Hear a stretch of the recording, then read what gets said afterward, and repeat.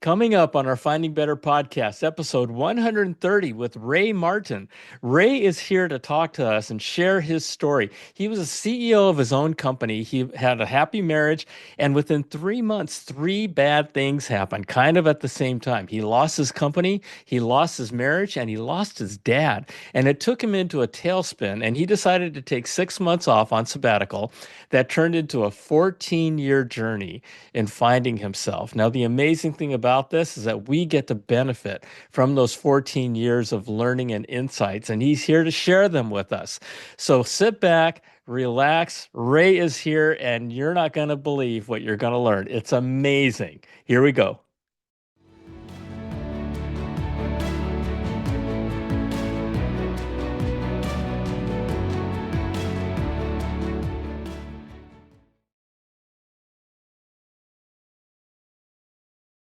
Hello, hello, hello, and welcome back to our Finding Better podcast. My name is John Suzuki, and I am your host. And this is where we share real life experiences of people who have been there and done that and finding better in their own lives. So, and we're sharing it with you because, sometimes the best path to success is to copy it or at least learn from others and apply some of those lessons and wisdom perhaps to your own life. Today, I am with Ray Martin. Ray, welcome to Finding Better. Thank you. It's good to be here, And John. and folks, you're going to see that Ray speaks perfect English. And Ray, I got to apologize because I've got this crazy American accent. No And worries. so, yeah, anyway, we're gonna talk about Ray's life and his journey. And he lived what some might call the dream, living the dream. He was happily married. He was a successful CEO with a wonderful, wonderful career. And in a very short period of time, he lost his marriage, he lost his business, and he lost his dad. And that experience kind of led him to disengage from his life. And he decided to take some time off to reevaluate his beliefs about life and work for 6 months. And he decided to go on the 6 month journey. That 6 month journey ended up being 14 years. and but it changed his life. And the idea and what he did then 2 years ago, he published a book called Life Without a Tie. And when we talk about ties, we're talking about this tie, the tie going to work. And and we're here to talk about Ray's journey. And my hope, Ray, is that we can learn a few things from you and your experience and your journey without having to take 14 years to do it. I And think so that's going to happen, definitely. wonderful, wonderful. So I am so excited to have you on the show because I know Thank we're you. going to learn a lot from you. Thank you. Yeah. So to kick us off, what are some takeaways? Just kind of to get to the end of this, what are some of the takeaways that you want my audience to leave from this conversation? Well, the first one is, like you say, you do not need to travel around the world for 14 years to get new insight into your own thinking. This is the Right. secret to everything. To your If you, own thinking. yeah, it really, for me, what I've discovered and realized through that journey and through other things that I've done, but primarily through that journey, is that life is going to be predictable if you don't examine and consciously make changes to the way you think. That's where all the Okay. work is needing to be done. The good news is to change your life, there's not much you need to do in the outside world. It's when you make changes inside your own mind and how you're thinking and how you're holding your perceptions about things and the kind of beliefs that you're holding, which limit your opportunities. When you start making conscious changes to those things, the outside world will change and conform. So it's not about what's outside. That's Isn't one of the that takeaways. Yeah, crazy? yeah, That's that is so so powerful because it is. these days with social media and with everything that's I mean the world is just most of the stuff that's out there is bullshit, right? Yeah, And it's all this external stuff that has just been, over the years has just been bombarding us and just overwhelming mm, us. And so when you say that it's all about you and it really doesn't have anything to do with that external stuff that's going on, yeah. that's It, it's that's hugely powerful. it's the same in as much as with when you're using a computer. if you don't like what you're seeing on your screen, then you can change the data in it. You don't need to change the computer itself. It's just a container for viewing Right. data. Right. Right. And You garbage in, garbage out. correct. Right. It's exactly That's it's exactly the same in a way. Not exactly the same, but that's a good yeah. metaphor to use. Yeah. Yeah, Yeah. that is. That So is. that's one of Y- the key takeaways, definitely.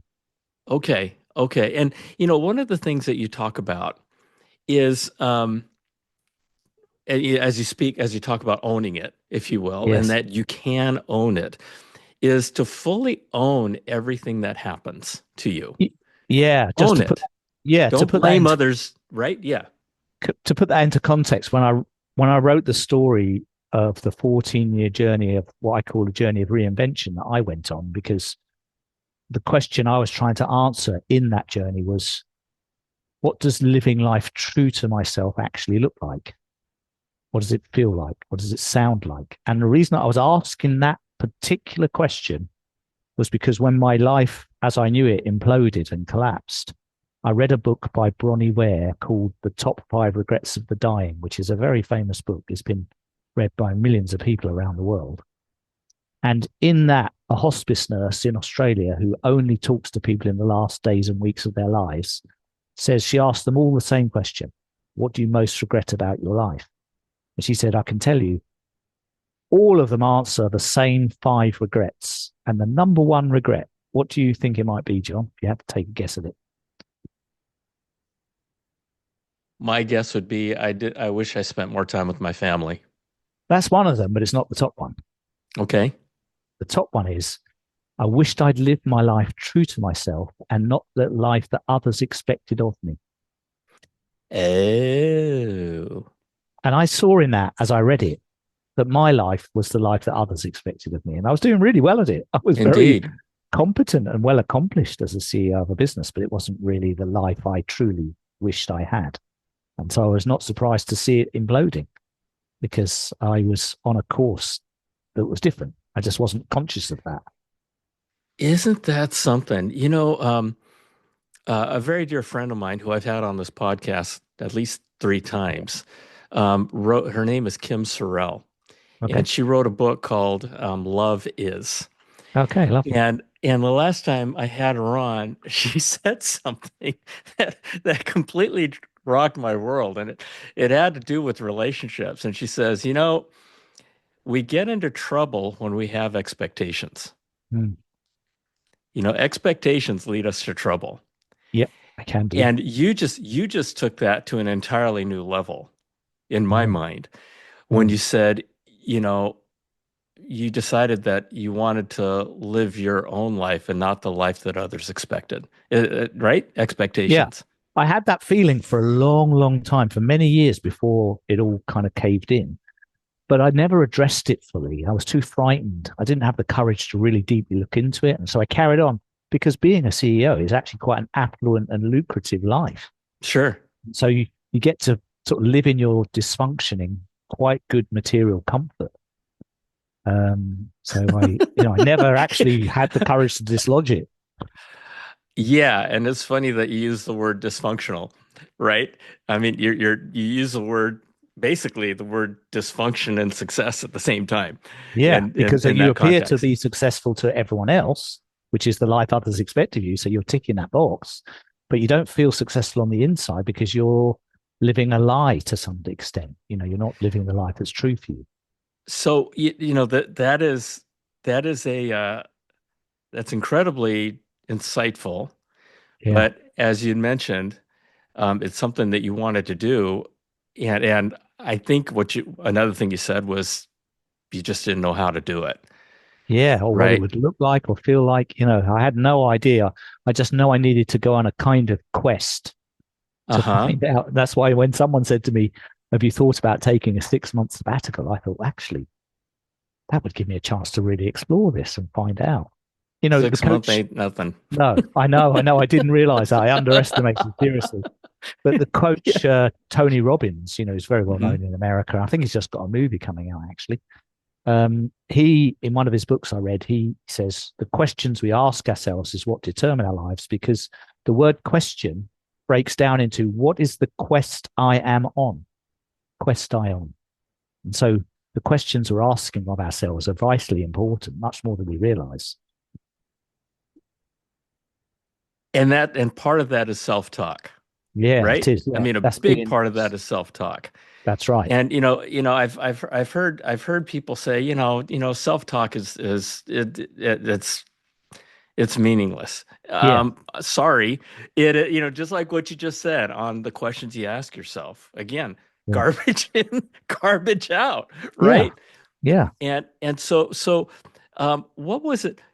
Okay, so you went on this journey, this yep, 14-year journey, because there's a lot of people out there that are feeling the way that you feel, mm, are feeling or that you felt mm, of, you want to be yourself. So, mm. what were some of the aha moments that got you to answer that question? Yeah, that's a really good question. The first one was really, really, even just before that journey began, I was in desperate trouble because I was just grief stricken and broken from what had happened. Yeah, I was dark. I couldn't get up in the morning. I didn't want to do anything. I didn't want to see anyone. And a close friend of mine could see I was in that state and said, you know what, if you're in despair, there's one thing you might do, which is just go and find someone else who really needs help and just give yourself 100% to helping them for a while.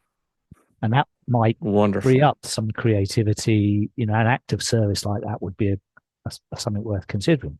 And I really saw some merit in that. And luckily, not luckily, I don't mean that at all, because one of my good friends who moved to Australia had breast cancer. And I found out about this and I contacted her and said, how would you feel if I came out to Australia for a month and just looked after you and Matt and Pete and just spent some time with you looking after the family? She said, that'd be great. So suddenly I had Wonderful. someone I could go and take care of that wasn't Yeah, about me. yeah. And that gave me an opportunity to really just get away from my thinking for a while. And then after that month came to an end, no breakthrough had happened. I didn't have any new insight. I thought, oh, that advice wasn't perhaps so good in the end. No, I feel exactly the same now I'm coming back. But I did have an extra week in Australia and I went to visit a friend of mine in Cairns and she took me to see a play with her mum at the theatre.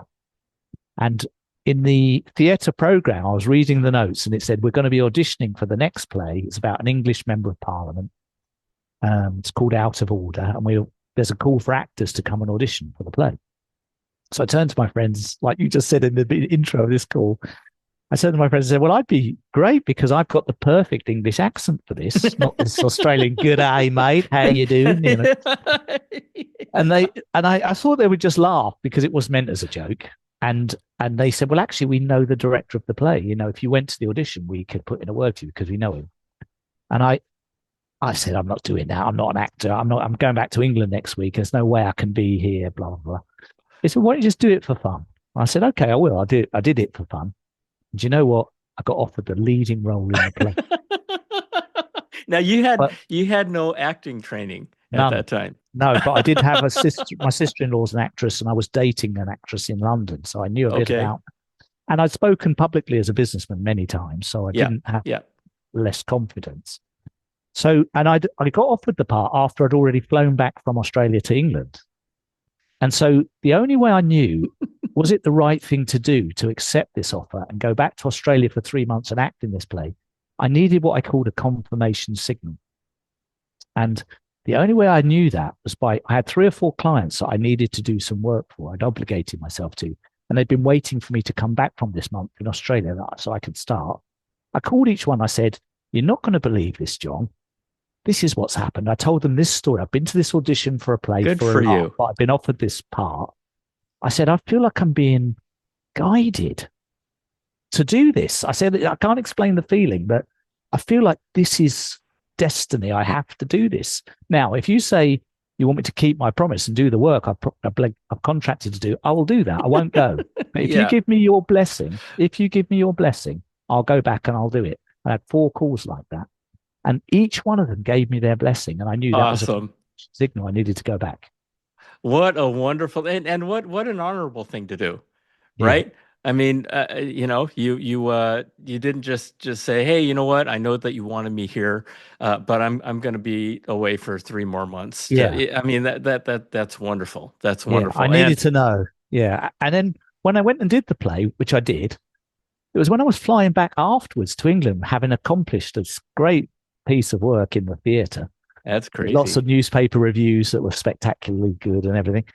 I was flying back thinking, why do I feel so much dread about going back to being Ray the businessman in London? And then, do you Hmm. know what? I had this massive epiphany on the aeroplane flying home. That's when I realized that Ray the businessman was a character that I'd created. It wasn't me. Oh, whoa. And I knew because I'd been George Pigden in the play, which was a character I had to become in 3 months. I had to speak like him, dress like him, walk like him, move like him. I had to become this character because that's the character in the play. I realized that I was a character, that I wasn't Ray. It wasn't cast in stone, that I could, like Tony Robbins says in his book, you can be the actor in a story, or you can be the script writer or the director, or all three. You're not just the actor. You can rewrite your script. Whoa. Yeah. That is huge. It was a huge insight, That massive. is huge. Yeah. And that validated the advice, which was go and help someone else and something will shift. But it took 4 months for that shift to happen. It didn't happen instantly.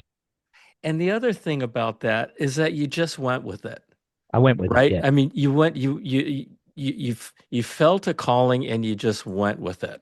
I did. I had And nothing to lose though, John, because I didn't have any kids from my marriage. So uh-huh. I had no one to take care of. I had no dependents, if you like. So Yeah. I was free to do that. So that's just Well, worth. you know that experience that you just shared is one, I mean, classic of we Yeah. started this conversation of what do you want the audience to walk away with, or my Yeah. audience, and hopefully it won't take 14 years, right? Well, just with that story, it's like we're actors. Yeah. Without having that realization that you just gave us, we are characters in We are. in a Yeah. play called life, right? And we Yeah. are playing this role without knowing that they're roles that we didn't design for ourselves.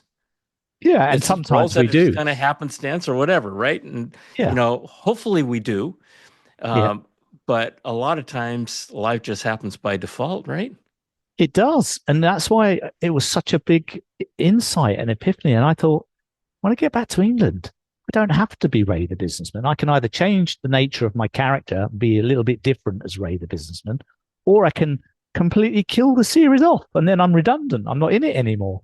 And I decided to kill the series off. I decided to shut the company and leave it and quit being a CEO. Okay, so how did that conversation go with those three customers that you Well, had? it was obviously, an interesting conversation, but the point was, I realized I was ready for such a change, Good and I for really you. wanted to go on that journey of new discovery. I wanted to follow Bronnie Ware's theme and say, if I did live a life that was true to myself, what would that look like and feel like and sound like? I needed to go and find out. That is amazing. Okay, so then what happened? So then I went off to Thailand to do some backpacking around Asia, Okay, and good. within 5 or 6 months, I noticed I didn't feel any less anxious or scared about the future. I had a lot of guilt and shame as a failed husband in my marriage, and you know, I dropped out of mainstream life, thinking, "Oh, I have like self worth issues about that. I'm not contributing anything." Blah blah blah. And so I was agitated in my mind, and I told a fellow traveler that I felt like this, and he said, "Why don't you do a 10-day Vipassana retreat? It's a 10-day meditation retreat, which you do in silence in a Buddhist monastery with Buddhist monks. And they teach you about the Dharma, the Buddhist teachings, and you just sit in silence and walk in silence and you meditate and you become very aware of your own mind and you become conscious about how your mind is controlling your life." I thought, wow, I've never been silent for 10 minutes. I'm not sure how I cope with it. But That's what I'm I, thinking right now. I No, thought there's I no thought it's a way. really good. I just noticed that my body felt really calming as I was hearing about it. I Mm-hmm. thought I must Mm-hmm. do that. So I committed to doing that. And I went to Suratani in Thailand and did this retreat. And when I came out, it was like if I'd had on the side of my head a round knob, like a volume knob, it was like when I went in, the volume was like 9 out of 10 in the noise in my head constantly. And when I walked out, it was like 1 out of 10 or 2 out of 10. It's like someone had Wow. turned it right down and I felt calm, grounded. I saw things with much greater clarity. A bit like, when you go on a holiday and you buy a snow globe souvenir in Paris or something, Mm-hmm. and you shake They it and all shake it. the snowflakes Yeah. fly around. If you then put it down and let it just sit still for a minute or two, the flakes all fall to the bottom. And for the first time, you can clearly see what's in there. It's like you get clarity because everything's settled. And I felt like that. I felt just settled because I had clarity. And then I What a thought, great metaphor. yeah. By the And then way, what a great thank you. metaphor. And then I thought, right, I'm not ready to go back to England and start something new. I've got more inquiry. I've got more curiosity about what I'm learning because this was a big learning. I thought I want to find a meditation group in Asia and join it and meditate every week. So I moved to a place called Chiang Mai and started to meditate there. And I did a teaching qualification when I was there as well. But I was there to meditate, really, to learn and practice meditation and stay in Asia longer. I didn't know how long, but about a year or two later, when I'd been there a while, I started to see places that touched my heart, like an elephant sanctuary in Thailand. And I went to an orphanage in Nepal and organized a picnic for the kids there. And that gave me the idea of starting a fundraising organization because I had time on my hands. And I thought, I want to do something to raise money that I can donate to these places to help them. What should I do? And I then met a guy who was a marathon runner. I never ran in my life, but I said to him, how many marathons you run? He said, I've run 6 marathons. He was 10 years younger than me. It's like 39. And I said to him, God, it sounds brilliant. I said, do you think I could run a marathon? Because I want to raise money for these things and I could get people to sponsor it. And he looked at me. He said, well, you look quite fit. Have you ever run before? I said, no. He said, well, I'll tell you what, you stay here for 6 months. I will train you how to run your first marathon. And I said, high five. It's a deal. I shook hands. And in 2009, I went to New York and ran the New York Marathon. And I raised Wow. $15,000, John, and Wow. took that money back to Thailand and back to Nepal and had things built and done with the money, dispensed it all myself. I didn't give it, it was just me. I didn't want to lose any of it Yeah. in Yeah. Yeah. unnecessary expenses. I didn't take a penny myself. I just got this money used to help these causes. And Good for that whole you. project took me like a year and a half. So now I'm like 2.5 years into this journey. And then I thought, what's next? Then I started coaching people in businesses in Asia, and it just snowballed from there, really. Wow. Wow. And $15,000, you could probably do a lot with We $15,000 in did. Thailand and Nepal. Yeah, we were able to get a lot done. Yeah, it was brilliant. It was really brilliant. But Wow. it was a thrill to do something like that. I dreamed of doing that stuff my whole life when I was a businessman in England, and I never ever had the time. I never had the space. There was never. It was like it was always being put off to the future, and there Okay. was no So, date for it. so during this whole time, how are you funding this? How are you funding yourself? I mean, are you funding because you're not working, No, I right? wasn't. But for the And so, first 3 or 4 years, I was living off savings, okay. and I had savings because running a business of the kind I was running had done quite well, Okay. and I'd sold my house in England, so I had some equity in the house as well. Okay. But I have to tell you that I don't know what the numbers were. It's just like nearly 20 years ago, but let's say my costs for living in London were $5,000 a month. Let's say Mm-hmm. Mm-hmm. living in Asia and living the budget minimalist life I was living was costing $600 a month. Yeah. So, so Yeah. it was a fraction of the cost of what I'd been paying in England. Yeah. It wasn't expensive. I was living a very modest and frugal life. That's amazing. Yeah. That's amazing. The thing that really tugs at my heart is that all of this, and we're going to talk about a lot more. Okay. But so far, it all started with your decision to serve somebody else. It did. Yeah, that's It exactly what started happened. with, and you know, the what I thought you were going to say. One of the things I thought you were going to say was that one of the things that kind of helped you was to be able to serve somebody who was in worse shape than you were. Yeah. And you know, you learn that way, right? I mean, you learn to appreciate your circumstances when when when you Yeah. realize there's other people that are in much worse circumstances. But I love how this all started out of service to Yes. somebody else. Yeah, that's true. That's And true. It's one of the, it wasn't the service that actually got you to the next part of your journey, but it was the result of that service it was that the got you, insight that came from that. right? And that Yeah. that was what helped me the most. It sort of opened a door in my own thinking that I can't imagine I'd have ever have opened if I'd stayed where I was. That is amazing. You know, I tell people all the time, you know, if you want to get out of a funk, go serve somebody. Yeah, You know, if you know, go to a hospital and volunteer at a yeah, hospital, and correct. or do something, right? Yeah, yeah, Because you know, if you don't think you have anything to be thankful for, I'll give you all kinds of yeah, suggestions to go discover that part of your exactly. life. And Yeah, then the same worked when I started the foundation. I was fundraising. I was then serving the orphanage or serving the elephant sanctuary, and I was serving those things. And then right. that led to some new openings that I didn't imagine either, because I met people. Like, for example, just really when you're in service, honestly, life just treats you well, I think. So I ran the marathon in New York, and I didn't know anyone in New York. But at the elephant sanctuary in Chiang Mai, where I was doing this, I was there before I did the marathon, and a girl called Angela from Boston was a visitor there, a volunteer. And when told her that I was going to run the New York Marathon, she was living in Brooklyn, not Boston, Brooklyn. Okay. When I told her that I was going to run the marathon in New York to raise money for the Elephant Sanctuary, where she'd been a volunteer, she said, "Well, you've got to come and stay at my apartment when you're in New York. I don't want you to That's spend any amazing. money on a hotel." And as similar, there was another woman who's helping them with their finances, who was a financial whiz.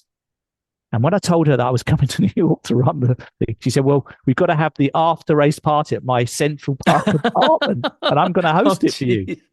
And Wow. and I was not asking for these things, John. That's the thing. I wasn't saying to them, "Could I stay?" or anything like that. They were just saying to me, "You must, you must." Something And happens with when the universe gets involved and when you surrender yourself to it. yeah, And surrender. That's it. karma is alive and well, Yeah. And both good and bad. I've Yep. since studied the work in depth of Michael Singer, who wrote the book, Living in Surrender. And or The Untethered Soul, it's called, but it's actually about living in surrender. And I see very much these days that I tend to live in that surrender, and not try and drive into life with goals and targets and demands, but more ease through each day, knowing what I need, and assuming it's going to come to me if I'm doing things for the right reasons. Yeah. Yeah. Yeah. That is amazing. That is amazing. So And you it's a know the reorientation. Yeah, it's a yeah. reorient. Yeah, and the shame of it, the part that makes me sad, and which is one of the reasons why I started this podcast, is Yeah. because it isn't until for most people it isn't until we've reached our 50s and 60s that we realize these Yeah, I things, know. right? I know. And so, but what you and I have done for a lot of people out there is hopefully shortcutted Yes. that process so that people can learn. Like I said at the beginning, people can learn from our own mistakes and our Yeah. own wisdom and our own experiences. And Yeah. so here we are. Here you are. You're completing your work in Nepal and uh, uh, and in Thailand. Yeah. What happens next? So I thought to myself, this is now about 2010, and I've been out on the road for 5 years. And I thought, I feel like I'm ready to have a little bit of Ray the businessman again. I don't want to become that guy. I don't want to. I certainly don't want to own or operate a company, pay salaries, and all those things. I want to. This is what I decided. I thought I want to work freelance as an individual and Hmm. accept contracts or work from companies that want a freelance person for a period, temporarily, to meet a need they have, and then I can go. Okay. So this is what I decided. I thought I made a commitment to myself. This is part of what life true to me looked like. From now on, I'm going to work as a freelance, and that's how it's going to be. So then I thought, oh, which companies in Asia would want a freelance guy like me? I knew not one single person, not one. And so what I did, because I'd been testing this power of asking the universe through these stories I'm telling you, and through realizing that when you set your intention, and if it's the right intention for your path, it's coming. It's no way it's not coming. That I went onto LinkedIn and I pulled up the search box and I put in coaching Asia. And a lot of faces of coaches in Asia came up, hundreds. And I randomly picked two, just randomly. And I wrote to them and said, I've just arrived in Asia. I want to do some part time coaching. Who do you suggest I would speak to first about how to find that? And one of them wrote back, said, that's an easy question to answer. There's only one person you need to get in touch with. He's the head of the Asia Pacific Alliance of Coaches. He's in Bangkok. His name's Warrapat. Here's his contact details. I'll connect you with him. So I did And that. you got wait. You got that just by randomly picking two names on Randomly picking LinkedIn. two names. Yeah. And so I did that. So I reached out to him and he said, I think I can help you because I know a lot of people around Asia who are in this line of business. He said, are you in Bangkok? And it just so happened, luckily, that I was about a week later or 2 weeks later. So I went to meet him in person and he listened to me and he said, right, do you have a profile of yourself? No, I didn't, but I said, yeah, I do. And that night I made one up. I invented Yeah. one. And I sent it to him the next day. He said, I'm going to send this on to two organizations I think you'd be a good fit for. And he did. And the next day I got a call from one of them and they said, you'd be so perfect for us. We really want to get you on board as an associate. Can we talk about it? We've got loads of clients, but we don't have enough English speaking coaches. And we really want you on board because you've got a lot of leadership experience. And so I said, yeah, let's talk. And I started working for them about a month later. Seriously. And by the way, this is how the conversation went. They said, what are you looking for, Ray? And I was really embarrassed to say this, John. I said, I've got to be honest. I do not want a full-time job. I only want to work part-time. They said, well, what's part-time? I said, 20 hours a month, not a week, a month. I was almost embarrassed to say it was such a little amount that I wanted to do that I thought they'd go, what? Who do you think you are? 20 hours a month. And I said, 20 hours a month. They said, fine. We'd be easy. We could fill your cup 3 times over. We'll take the 20 hours a month. No problem. If you're willing So, to give us 20 hours a yeah. month, we'll take it. Now, the other thing is, That's I've got to cool. tell you, on top of this story, I'm literally not making this up. This is literally how it was. When I sat down on a piece of paper and wrote to myself, what's my spec here? What am I looking for? I put part time. They never want to get me full time. It's 20 hours a month. The last one, I thought, I'm never going to find this. The last one was, I want to coach only virtually on Skype. And this was in 2010 when the whole world was not virtual. There was no such thing as virtual, but I'd been Skyping my mum and friends in England, and I knew I could use that for work. And I thought, I only want to coach on Skype. I don't want to go to travel to the places because I have to buy work clothes and I don't want to wear those and blah, blah, blah. So they said to me, we would really love to have you on board. It's really great. 20 hours a month, we'll take it. They said, there's one thing, we don't think you're going to like this, Ray. I said, what's that? They said, we've decided we're only going to coach people over Skype. I said, I Isn't pinched that myself. amazing? You're kidding Yeah. me. It was the first agency in Asia to do it. Wow. And out of curiosity, what kind of coaching when you said you want to be a coach, what was the coaching that you wanted to Yeah, do? my business in England was in the leadership coaching field. It's all Okay. about helping develop the next generation of leaders and making them into better leaders and helping them supporting their growth and personal growth around that. So that was the world I came from. I knew that. So I wanted to Got continue it. to work in that field. Yeah. Wonderful. And I still do, by Wonderful. the way. I still do that work even today. Are you working more than 20 hours a month? Yeah, I am. But now I'm Okay. now now But I'm choosing it now, and I really like it. So good for you. Good for yeah, you. And you're being true to yourself. and being true to myself, and I still am freelance, and I still got the same bag of clothes and the laptop that I had. So Wonderful. that those things haven't changed.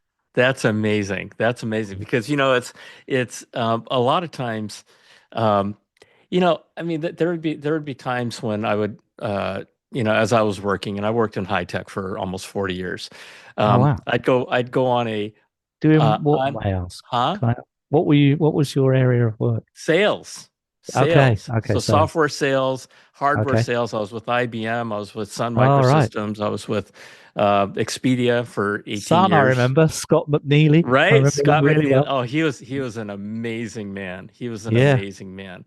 Yeah. And he was a really good guy. He Yeah. was he had rough around the edges, but he was an amazing CEO. Yeah. And Yeah. He was, he yeah, was, he was very great at prolific. Java. Yeah, lots of Yeah. lots of things. Yeah. But yeah, I'd go on vacation and I'd learn some things and I'd say, okay, okay, okay, just personal things. Yeah. But then you get back into the rat race of everything that's going on, and everything that you thought you were going to incorporate goes away, Yeah. right? And so you went through this journey and you are continuing to live your life with the Yeah. lessons that you learned. Yeah. And that's wonderful. That's wonderful. Yeah. One of the things that you also talk about is creating powerful, purposeful, and sustainable relationships, Yeah. That's a must if you want an extraordinary life. right? And Yeah. and for me, I've always lived my life under the theme it's all about love and Yeah. it's all about people and Yeah. serving others, right? Yeah. Um, Talk a little bit about that. Talk about uh, not only the power of purposeful and sustainable and powerful relationships, but um, how do you make that happen? Well, it's probably not so as difficult as you might imagine. Like Hmm.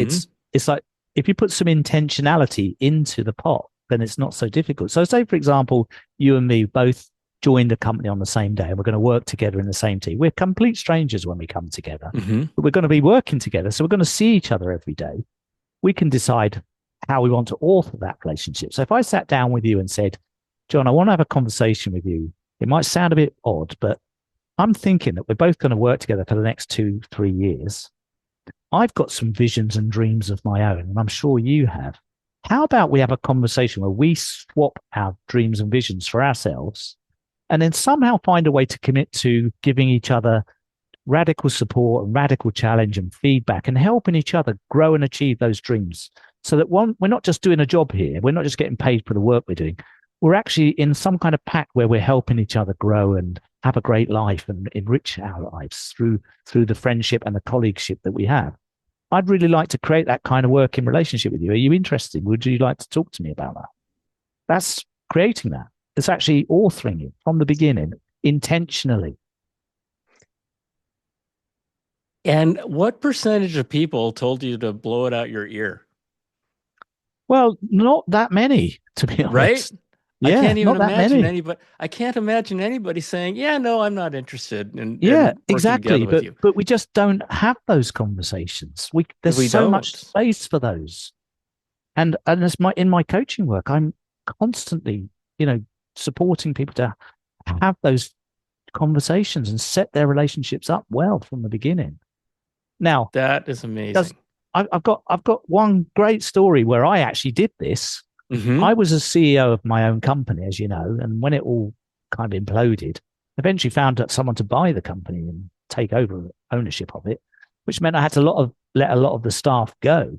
Now, one lady who worked for us, a lady called Claire, she was a brilliant consultant coach, but she was young. She joined us as a 24-year-old and was with us till about 30.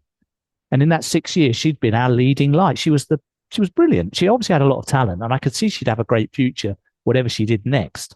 Hmm. But I felt she'd been so loyal and given so much heart and soul commitment to us. I really wanted to do something that felt like the right thing to do for her. So I went to her and said, "How about if I was to find you a job with a rival company that you could move into that can continue your growth? If I was to find something like that for you, would you be interested in me doing that? Because I'd like to offer that to you." I was under no obligation to do it. I certainly wasn't, Yeah, yeah, yeah. but I just felt this would be the right thing to do for her because I loved her so much and cared for her. And she said, "Yeah, that would be great." So I went to a rival company who I knew because we'd always been making pitches against them and bidding against them. And I was friends with one of the partners in that rival company because we were both judges on the service awards for the industry. So once a year we met in as friends and we collaborated, but we were rivals. There's no question. I went to them and said, look, just in confidence between you and me, my company's going to cease to be, and this person's going to need a next step. And you'd be really nuts to not hire her. She'd be brilliant. So they reached out to her, offered her a job. She went there. She had a brilliant time. She went to the next level of her career. They were thrilled to have her. It all worked out brilliantly. And I lost touch with her until I moved to Poland because I met someone when I lived in Asia who was from Poland, from Warsaw. And I left in 2016, which was 9 years after I left the UK. I went to Poland and I lived there for 2 or 3 years. And then my partner decided she wanted to be a virtual PA. And so I reached out to Claire. This was like 13 years since I last spoke to her. I had no idea we were alive. I said, my partner wants to be a virtual PA. Do you have any need for that service? Do you? PA. Yeah, personal assistant, virtual Got it. personal. He was looking Got for it. virtual clients. Do you have any need for such a service? And she said, not really, but thanks for asking. And I said, well, what are you doing professionally, just out of interest? She said, well, I'm about to start and launch a new company with this lady Elka, who I worked with, and it's going to be called Ivy House, and it's going to be teaching young leaders how to develop and blah blah blah. And she described it, and I thought, wow, that sounds amazing. And I said, would you have room for a coach on that team that you're going to put together? Because I'd love to be involved in that. She said, yeah, of course I would. But Ray, you were my boss for 6 years as CEO of the company. She said, you're going to have to be okay with me being your boss. So how would that be? And I said, look, I've got no issue with it. I'd love to be, I've got no pride about that at all. I'd be really happy to be in service to you and make that thing work.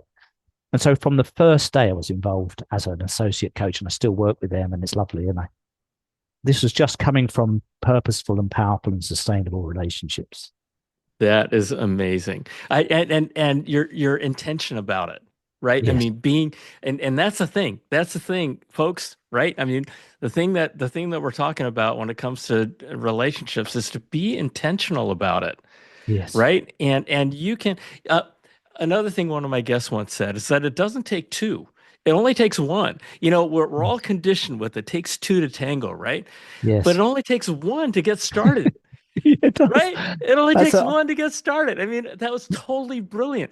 And so and yeah. so folks, it's we talk and okay, I'm getting all excited about this Oh, that's because okay. because Go this ahead. is you use the word brilliant, and I keep wanting to use that word as well because Yeah, it all kind of comes together. it It's does. being intentional, and it's about living a life with purpose, and it's about living a life with service, in Yeah, service to others. And yeah, you're talking about all of those things that have all come together, in yeah. this journey that you've been on. And not to live with that regret of not No, living your life, not living someone yeah, else's life based on their expectations of you, yeah, but taking control of it and doing something with it with intention. yeah. Absolutely. And I was asked by my editors who helped me get the book finished. Hmm.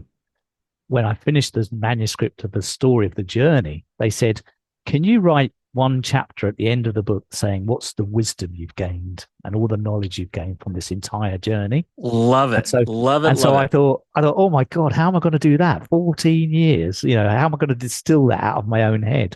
Anyway, Into I one did. chapter. I sat down for a month about and worked something out, and I wrote down these were my 6 rules for happiness that I teased out from that Okay. journey, Okay. and they're in the Okay. book. So, and one or Okay. two of them we've talked about here, and fully owning everything that happens, creating powerful and purposeful relationships. That's 2 of the 6, but the others are in the book as well. So, if anyone wants to know those, they're in the book. Okay. Okay. All right. So you're not going to tell us what the other ones Oh are. no, I'm Okay. happy. I don't know how much time I've got, but I'm happy to go through them. Yeah, Well, it would be fun. I mean, folks, one of the things that I tell my audience all the time is that we're not here to sell anything, right? no, But the fact of the matter is, even if you don't, Ray, even if you don't go into the other four, yeah, folks, you've learned boatloads from Ray that Yes. can make your life better in ways that you Yeah. can't even imagine, just on what we've talked about. So, Yeah. so with that, Ray, if you'd like to share, those folks who want to get more detail, they'll buy your book. Yeah, great. You know, So rule number one is very simple. You've got to commit to deep self-awareness. If you're not willing to do that, you can forget really having an extraordinary life. You have to be willing to constantly reflect on what you're doing, how it's working, how you can improve. You've got to have some sense of a vision about your life and work on that and hone that. You've got to have some connection to a purpose or your values, what's important to you. These are all things that no one's going to do for you. You have to be willing to put the work in to build your own self-awareness, like your dashboard of all these things and constantly update it. That's rule number one. I call okay, that so yeah, building a strong foundation. okay, and the thing that strikes me is that you said you have to put the work in, Yeah, you right? do. The fact of the matter is that it's a gift. Yes. When you do that for yourself, you're giving yourself a gift, right? Yes. I mean, yes, it does take time, and yes, it does take mental energy, and yes, it does Yeah. take some commitment to think through. I mean, what are your values? What is your purpose in your life? What are the Yeah. things that are important to you? What do you want? What write the book? You know, one thing that strikes me, Ray, and a lot of people who write books is that a lot of people who write books towards the end of their life and they Yes. talk about the life that they lived. One of the Yeah. things that I tell people is in Yeah. figuring out your purpose, Yeah. write your book now Yep. that you want to reflect back on and go live it. Yes. Go live it, and Exactly. figure out what it, something that I believe, a lot of people say, I don't know what my purpose is. And you want me to Yes. go and figure out what my purpose is? Well, use this, okay? Yeah. Because I believe that we all share a common purpose, and that is to make the world better than the day we landed on it. For sure. And there are gajillion ways to do that, Yeah. right? And so, Exactly. when you do what Ray was talking about and building that foundation, and remember, if you rewind the tape that we talked about, it's all in your control, Yes. right? You control, you decide, you set the character of Yeah. the life that you're living in the play Yeah. called life. Yeah. So I'm sorry, Ray, you're That's just all right. making my mind go. That's And okay. so, okay, No worries. So you need to set your parameters on your dashboard and you that determines the journey you're going to take. But once you start perfect. the journey, the second rule is you got to fully own everything that happens because things don't go according to plan. Events happen you don't like. Sometimes you really don't like. You can't blame other people or circumstances for things that aren't working. You have to find a way of owning it and learning what you need to learn from that and changing and adapting accordingly, depending on what's happening. So that's rule number two. Number Yes, three sir. is part of doing that well, taking full ownership, is to become your own observer because we are creatures and beings that have the gift of thought. It's a God given gift. We can think, but we are not the thoughts we think, because if you can't be the subject and the object of a thought. You're the person having the thought. You're not the thought itself. That's just something flowing through you. And when you realize that, you're not welded to the thinking that's going on in your head. It means you can choose different thinking, consciously choose different thinking, because in that thinking, there are some empowering thoughts or beliefs, and there are some limiting thoughts and beliefs. Sure. And we buy into the limiting beliefs way too much. And there's no proof or evidence of it. It's just we're used to thinking like that. So number three, becoming your own observer helps you break those habits and become more courageous in the way you think. Number Just four real is about, quick, yeah, just real quick on that. Is there an easy way to do that? I no, mean, you have to become okay, mindful. You have to become got it. mindful. You have to have a discipline and a practice of being still and seeing your own thinking operating from a distance, separating yourself from it. It takes a bit of, I found myself, I'm just talking for me. It Hmm. took me a couple of years to really be able to do that when I started to really consciously practice it. Okay. Yeah, Okay. I didn't find Wow. it easy. I did not find it easy in the beginning. I still judged people where I shouldn't. I blamed people where I shouldn't. I drifted into the past in my thinking and into the future in my thinking, didn't stay in the present moment. I've found it difficult and challenging for quite some time. Yeah, that's tough. That's Yeah. that's loaded with a lot. Yeah. So, but eventually, it's like anything. If you stick at it, you keep Yeah. practicing, Yeah. No, that's right. eventually you get a breakthrough. And I'd say Hmm. that's what happened for me. Rule number four was about purposeful, powerful relationships. We talked about that. Wonderful. Rule number five, I think it's the most recent on the rule book, which is you have to take you have to take ownership of proactively looking after your well-being. We live in a world which is toxic, busy, complex. Um, it's very easy to feel anxious, stressful, to be burned out, to be really not in a resourceful place physically, mentally, spiritually, emotionally. Absolutely. And so this is something you also have to bear in mind. You're going to need to focus some degree of your resources on proactively looking after your own well-being. And this has risen to the top of the agenda through mainly the COVID pandemic, really accentuated this. Hmm. But it's high on the corporate list of things that really needs attention these days. So those are the first five rules. So what's rule number six? Well, assuming you're doing all of these five rules, and you have to be doing all five to number six to work, find other people to empower to do the same as these five. You have to find others to empower because that's the way through getting other people to live that way. It's how you integrate that knowledge for yourself by teaching others. You can't do it just on your own. That is amazing. Yeah. That is amazing. Um, and the reason why I say that is because I feel like we are so aligned in what we're Yeah. trying to do in our lives, Right. right? Yeah. Well, let's And let's and work it's together in some way if we can. oh my God, I would be honored. My daughter, and everybody for bear with me, but my daughter, just to paraphrase, not paraphrase, but to just real quickly tell you a short story. She told me that she's the one that made me do this podcast. Great. And this part of it, she asked me to do it 13 years ago. And 2.5 years ago, I finished my own book. And after I finished that book, which took me 15 years, she came to me and Right. she says, Dad, when are you going to do your podcast?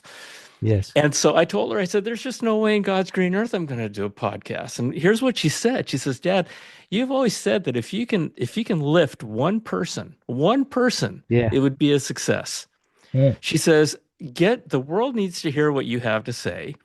Yeah. Put yourself out on a podcast, and that one person out there who needs to find you at least will at least have a place to go. Yeah. Great. And she told me, she says, you want to lift the world one person at a time. Yeah, that's lovely. It's like the old And starfish story, exactly yeah, like that. that's it. Yeah. And she says, and you know what? She says, um, whatever happens, you're gonna just give it to the universe. Correct. Yeah, And we don't this know, do we? Someone could read that book after you've passed away and change their life. You have no idea. Yeah, and you had no idea No, I when you tell you took what I that did. first step. Yeah. I tell you what I did have though. This is you laugh because this is the truth. After about 5 years into the journey, and I'd done the marathon and I'd done the play and blah blah blah. I was obviously talking to people all the time as I was meeting, as I was traveling, and often at the end of an evening's conversation, people would say to me, "Can I give you my email address, Ray?" And I'd say, "Why?" They say, "Well, because I've really loved some of the stories you've told, and if you ever write a book about this, I really want to read it." And I laughed and I said, "Are you kidding?" I said, "I'm not a writer. I'm not. I'm doing this to heal myself. I'm not doing this for anyone else. I'm not going to write a book about it." But after about 5 years, John, I had about 100 people give me their email address, and I thought, I'm being told every So day by the someone's universe trying to tell me to something. write this book. I better get with the program. I better realize I'm being guided to write this story There you down. go. There So you that's go. that's why I decided to write. And when I realized that, I attended a 5-day writers workshop in Chiang Mai from someone coming from New York. Just at the time I was thinking about how do I learn how to write a book, someone showed up to teach it. That is amazing. That is amazing. Yeah. Okay, life with purpose. And folks, Ray, this has been an amazing Oh, conversation. great, John. Brilliant. I mean, people can take all kinds of things from this, and Yeah. it's one of those things where I sit back and I always, like I said, I always want my audience to be able to take one thing because I've always felt that if you get one good Yeah, idea out of any experience that you have, it's worth having had that experience. You've yeah, given this audience all kinds of ideas that they can implement into your lives, and so brilliant. I can't believe I can't. What am I trying to say? I can't express how thankful I am Oh, that's my that you've pleasure, John. joined me on this podcast. I'm glad. Is there Uh, anything else you want to share as we close? no, no, no. It's just been. I've loved this conversation, and if Okay. anyone listening to this wants to reach out and talk, of course, I'd be thrilled to talk to anyone who's on the path of living true to themselves. That's who the people I want to support. So, Wonderful. Do you have a website? yeah, called lifewithoutatie.com. And that makes it easy because, folks, that's the name of his book, as you Yes, know, Life Without a Tie. So check yes. it out. Thank you for sharing the six secrets, You're if you welcome. will. This has been amazing. Ray, I love you. God bless you. Thank you again for joining us. And folks, check it out. And please, please, please share this episode. This is so it was so loaded with so much wisdom and life experiences. So share this with folks around you and folks you love. Okay. Thanks, With John. that, yeah, I love you. God bless you all. Thank you for joining us, and we'll see you next time. Bye. Bye. Thank you.